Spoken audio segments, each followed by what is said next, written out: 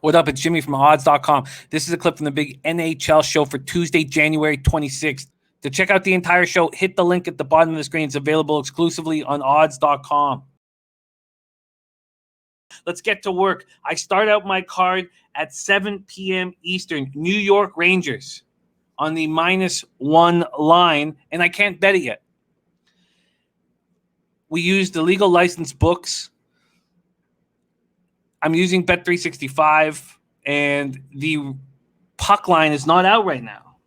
Both the Rangers and the Sabres are -110, and I'm going to have to be patient. This is the one. There's two bets on this card that I'm not able to make yet, and I'll tell you what they are, but it starts here with the Rangers. I'm not just going to bet it at -110. I'm not going to do that. I'm not going to start betting these money lines. I'm going to continue to go for the big score, even though I've pushed 6 in the last 3 days of betting. I'm not going to change the plan. Rangers 1-3-1, 0-1-1 on the road at the Sabres, 2-3-1, 0-2-0 at home. KeyBank Center, Buffalo, New York. Rangers power play 17.4%. Their penalty killings at 75%. Sabres power play 27.3%. We knew that was going to be very strong starting the year. Their penalty killing 66.7%. Maybe the penalty killing for the Rangers is a tiny bit of a surprise that it's that weak, but we knew the Sabres would have weak penalty killing. We were waiting for Rasmus Dahlin to take the next step, and he's not done that. He's -5. He has no points in 6 games. They moved him back to the third unit. This Rangers power play is better than a 17.4% power play. We'll see it improve as we move on. Rangers have lost 3 straight and are an angry group. They're coming off losing games Friday and Saturday at Pittsburgh, both by 1 goal. They let leads in both games slip away. I was on them both games. They've only scored 9 goals, 5-on-5 in 3 games. The Chris Kreider, Mika Zibanejad, Alexis Lafreniere line has done nothing. Kreider has 1 goal, and he's a -3 in 5 games. That's going to change. Lafreniere is yet to get his first point in the NHL. Their team shooting percentage is just 7.8%. They're just not getting the bounces. They will come. They need a breakout game. They need to get the pressure off of them. They need to get the weights off their backs. Is this the one? I think this is the series to get them rolling. Shesterkin has yet to get a win and has been okay. Alexander Georgiev has been the better of the two.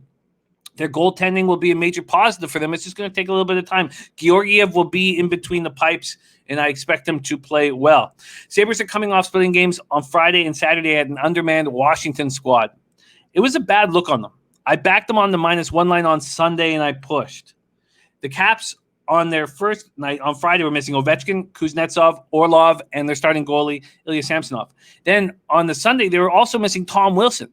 I mean, this guy he's already started the year very nicely offensively, but he just creates space. He forces other teams to keep their head up. He's a very important weapon. They had all these guys out, and they couldn't get, I pushed on the -1. They got the win in the shootout. I backed the Sabres often last year, and I stopped around the 55-60 game mark, but I thought they offered us a lot of value last year. I was very high on Sam Reinhart. I'm high on Eichel. And Dahlin, I thought, was taking the right steps. I see them as a fade team this year. They're better with Ullmark. So Hutton's hurt right now, so it's put some. Ullmark will be starting. When Casey Middlestad and Dylan Cousins are ready to be top 6 forwards, then maybe this will be a team to back. In the meantime, Rasmus Dahlin not playing well. I love Eichel and Reinhart. It simply is not enough. It simply is not enough, and I'm going to fade them, and I'm going to fade them often.